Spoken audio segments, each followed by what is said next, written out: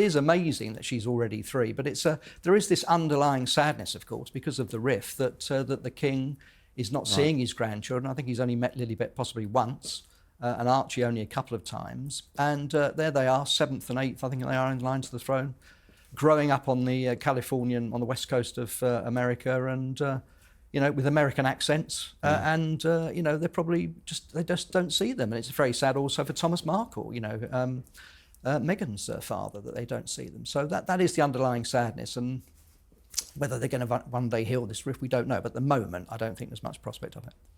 I remember during the Platinum Jubilee, when the late Queen was still alive, Harry and Meghan were over, obviously, and they took Lilibet to see the late Queen at Windsor Castle, and they turned up with a photographer.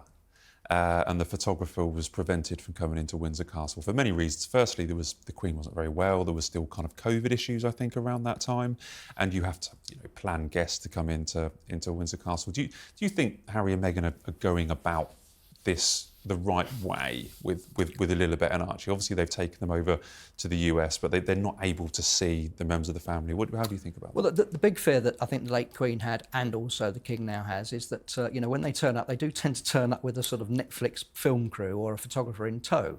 And you always get the feeling that whatever happens, whatever the discussions are, that it's going to sooner or later end up on a programme or in some sort of podcast or whatever. And that's unfortunately where the trust has gone, and they just don't trust him. And even if the Queen might have been, struggling with her health, I think she was still sharp as a tack, and she realised that any photograph that was taken of her with Lilibet could have been exploited. I don't think she was very pleased that it was presented to her as a fait accompli that the name Lilibet was chosen in the first place. I think she was a little bit upset by that. And so, yes, she put her foot down and said no photographs. And I must admit, I don't blame her. But it's sad that we've never seen one. No, I think I can think of one. I think of one. I mean, she's Lilibet Diana. I mean, these are two of the most photographed, two of the most famous people in the world that she's named after. Yeah. But she is still young, and in the same way, we're respecting the Kate's privacy. It's going to be fascinating to see those kids grow up. I mean, I always wondered to myself, when they get a bit older, are they going to start asking questions? How have we got to this situation? How is it that I don't see my grandparents? How is it I don't have anything to do with the royal family? It's going to be, when they get older, that's probably when the problem's going to start. It's going to be difficult for them. So when Harry took his family across to the USA, he said he wanted to break the kind of cycle of pain, talking about his troubled upbringing. It's going to cause all sorts of problems bringing up these children in the US. I think it's going to cause problems. I mean, it might be that they land on their feet and they go to good schools and they get great education and they suddenly go off into industry or sport or anything and have a great life. But the fact that they are still 7th and 8th in line to the throne is quite extraordinary, really. And you never know, one day they might actually be called into action of some degree. They might move up the scale. So it's all hanging a bit by a thread. And I think when they get older, they're going to start asking questions and say, how did it come to this? That that we haven't got a relationship with our grandparents and with the royal family. So and with our in particular with our uncle and with our cousins. Well, do you think Harry's doing enough? I mean, he doesn't have a home in the UK. I mean, surely he could bring the children over to. Well, he had opportunities recently, didn't he, on his way to the Invictus Games event, but. And Nigeria, Meghan didn't want to know. That's twice now that she's just stopped off at the airport at Heathrow, I think, in the lounge there. She clearly thinks that she's unpopular in this country. I don't think she wants to come back to this country. It wouldn't surprise me if she never came back to this country, to be honest. And I think that's where we are. It's very, very sad, but there must be some moments in the middle of the night where Harry's lying there thinking to himself, has this really been worth it? And is there something I could have done differently? Yeah.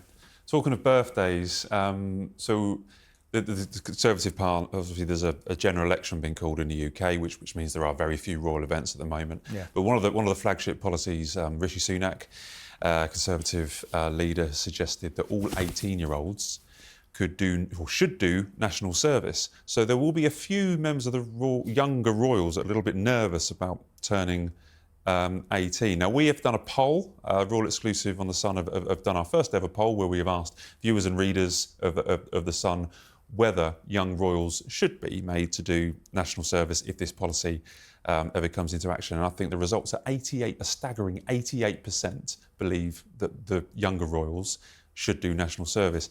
That's not really surprising though, is it? Because the royals have a long history with serving in the armed forces, from William and Harry?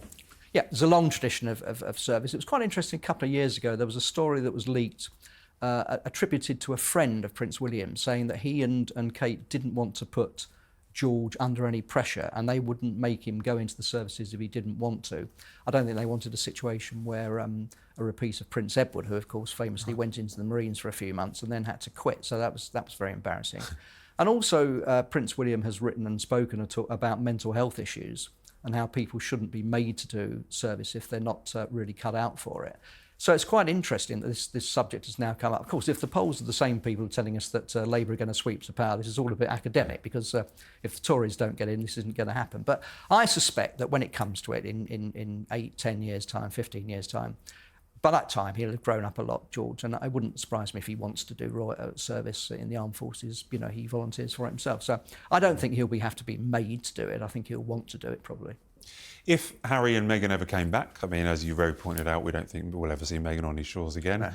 That could put Archie in line, or Lilibet, Yes, I don't think we can make an American citizen do armed forces service for us, but so I don't think that's going to happen. But no, this is one of the strange things. A lot of people think that they should be stripped of their line of succession position.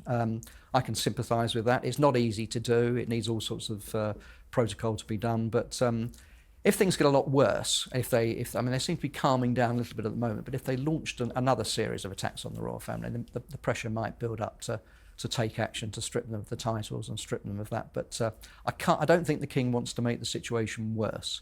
He doesn't want to provoke them, and he is still hoping at some point for a reconciliation. So I don't think anything will happen soon.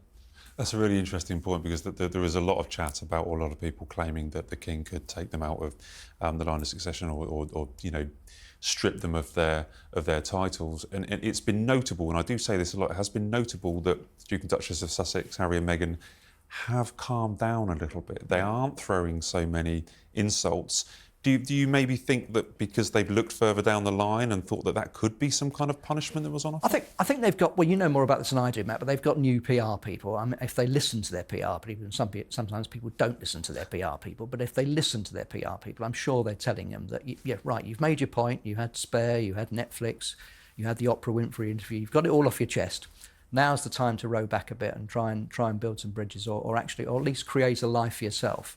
And obviously the Nigeria trip, they were trying to do that. The jury's out as to whether that was a good idea. I mean, some people called it a sort of quasi-royal tour, and I'm not sure that the palace would have been particularly happy about it. But we can't stop them doing these things if they want to.